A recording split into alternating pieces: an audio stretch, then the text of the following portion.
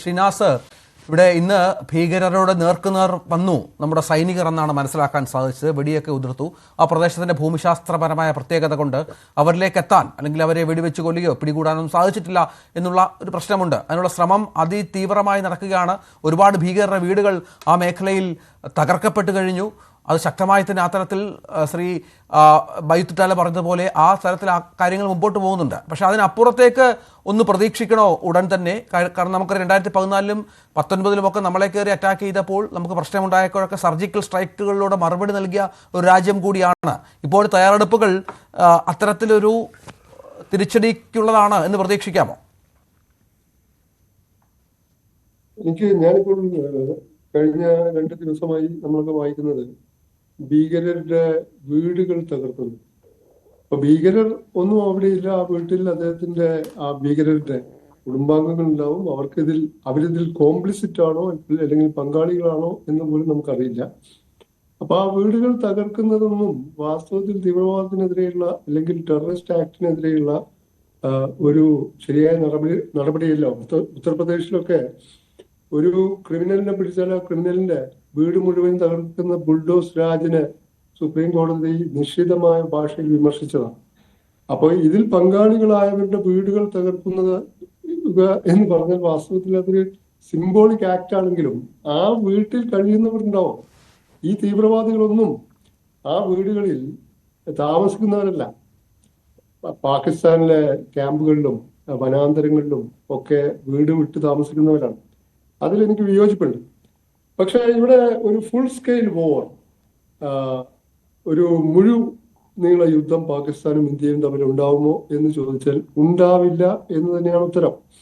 കാരണം ബിലാവൽ ഭൂട്ടോ ആവട്ടെ, പാകിസ്ഥാനിലെ മറ്റ് പ്രധാനപ്പെട്ട ഉന്നത പദവിയിൽ ഇരിക്കുന്നവരാവട്ടെ, അവരൊക്കെ ഈയിടെയായി നിരന്തരം ഭീഷണി മുഴക്കുന്നത് ഞങ്ങൾ അണുബോംബ് അല്ലെങ്കിൽ ന്യൂക്ലിയർ വെപ്പൺ വെറുതെ ചുമ്മാ വെച്ചിരിക്കുന്നതല്ല, എല്ലാം ഇന്ത്യക്കെതിരെ തിരിച്ചാണ് വെച്ചിരിക്കുന്നത്, ഞങ്ങൾ വേണമെങ്കിൽ പ്രയോഗിക്കും.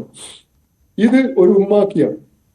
ഇപ്പോ റഷ്യ യുക്രൈൻ യുദ്ധം 2022 ഫെബ്രുവരി അവസാനം ആരംഭിച്ചപ്പോൾ റഷ്യ പറഞ്ഞു, റെഡ് ലൈൻസ് കടന്നാൽ, ഞങ്ങളുടെ ചുവന്ന രേഖ റെഡ് ലൈൻസ് കടന്നാൽ ഏത് സമയവും ഞങ്ങൾ ആണവായുധം പ്രയോഗിക്കും. ആണവായുധ നയം തന്നെ മാറ്റി. കാരണം റഷ്യയുടെ കയ്യിൽ അമേരിക്കയുടെ കൈവശം ഉള്ളതിനേക്കാൾ ടാക്ടിക്കൽ ന്യൂക്ലിയർ വെപ്പൺസ് ഉണ്ട്. അമേരിക്കയുടെ കൈവശം ഉള്ളതിനേക്കാൾ അധികം ന്യൂക്ലിയർ വെപ്പൺസ് ഇപ്പോഴും റഷ്യയുടെ കയ്യിലാണുള്ളത്.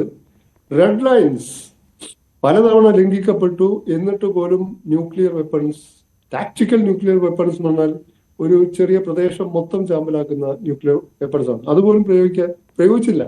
കാരണം ന്യൂക്ലിയർ വെപ്പൺസ് ആദ്യം, ഇപ്പൊ ഇന്ത്യയുടെ നയം തന്നെ ആദ്യം നമ്മൾ ന്യൂക്ലിയർ വെപ്പൺസ് ഉപയോഗിക്കില്ല എന്നാണ്.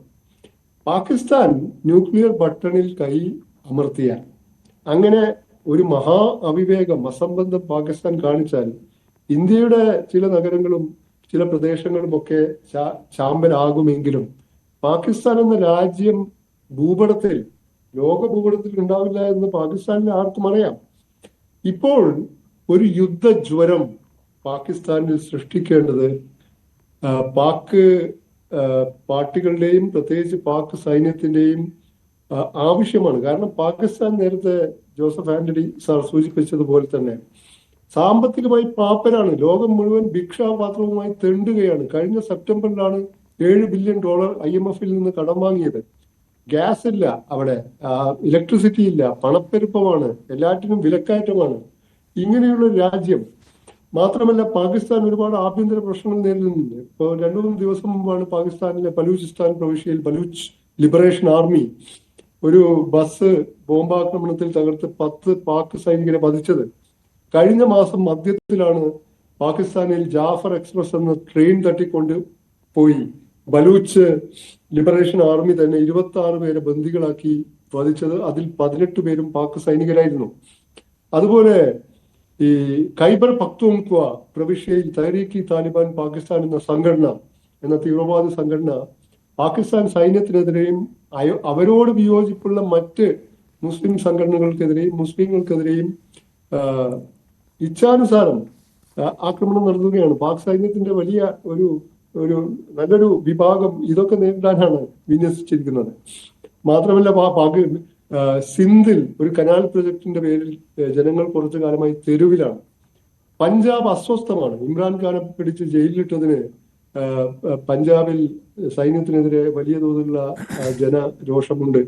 ഇത്തരത്തിലുള്ള ആഭ്യന്തര പ്രശ്നങ്ങളിൽ നിന്ന് ജനശ്രദ്ധ തിരിച്ചുവിടാനും പാക് വികാരം, ഇന്ത്യാവിരുദ്ധ വികാരം ആളിക്കത്തിച്ചാൽ പാകിസ്ഥാൻ ഒന്നിക്കും എന്നുള്ള ഒരു സങ്കല്പമുണ്ടായിരുന്നു. അതുപോലും ഈ പഹൽഗാം ആക്രമണത്തോടെ തെറ്റി എന്നാണ് പാകിസ്ഥാനിൽ നിന്നുള്ള വാർത്തകൾ സൂചിപ്പിക്കുന്നത്.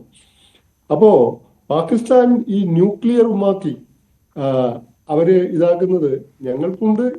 ഇന്ത്യക്ക് പാകിസ്ഥാനേക്കാൾ എണ്ണത്തിൽ ഏതാണ്ട് ഏറെക്കുറെ തുല്യമാണെങ്കിലും ഇന്ത്യക്ക് പാകിസ്ഥാനേക്കാൾ അഡ്വാൻസ്ഡ് ആയിട്ടുള്ള ന്യൂക്ലിയർ വെപ്പൺസ് ഉണ്ട്. ഇന്ത്യക്ക് ഇപ്പോൾ നേരത്തെ സൂചിപ്പിച്ചതുപോലെ റഫേൽ വിമാനങ്ങളൊക്കെ ഉള്ള സ്ഥിതിക്ക് പാക് അതിർത്തി നിയന്ത്രണ രേഖ കടക്കാതെ തന്നെ ആക്രമിക്കാൻ പറ്റും. പക്ഷെ പഴയ ബാലക്കോട്ടിൽ നടന്ന ആക്രമണം പോലെ ഒരു ഭീകര ക്യാമ്പ് തകർത്തിട്ടൊന്നും കാര്യമില്ല. കാരണം പാകിസ്ഥാനിൽ 100 കണക്കിന് ഭീകര പരിശീലന ക്യാമ്പുകളുണ്ട്. ഒരു സിംബോളിക് ആക്ട് എന്നുള്ള നിലയ്ക്ക് പാകിസ്ഥാൻ ഇപ്പോൾ ആഗ്രഹം വാസ്തവത്തിൽ ഒരു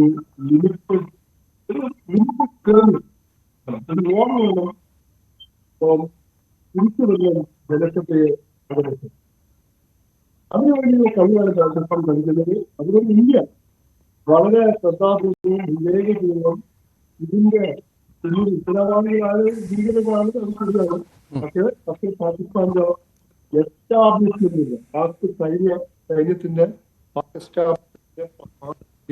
ഡീപ് സ്റ്റേറ്റിന്റെ സജീവമായ പ്രോത്സാഹനവും പിന്തുണയും ലഭിച്ച ഭീകരർ വളരെ ആസൂത്രിതമായി നടത്തിയ ഭീകരാക്രമണമാണ് ഇത്. തീർച്ചയായും തിരിച്ചു വരാം സർ, ദയവായി തുടരുക.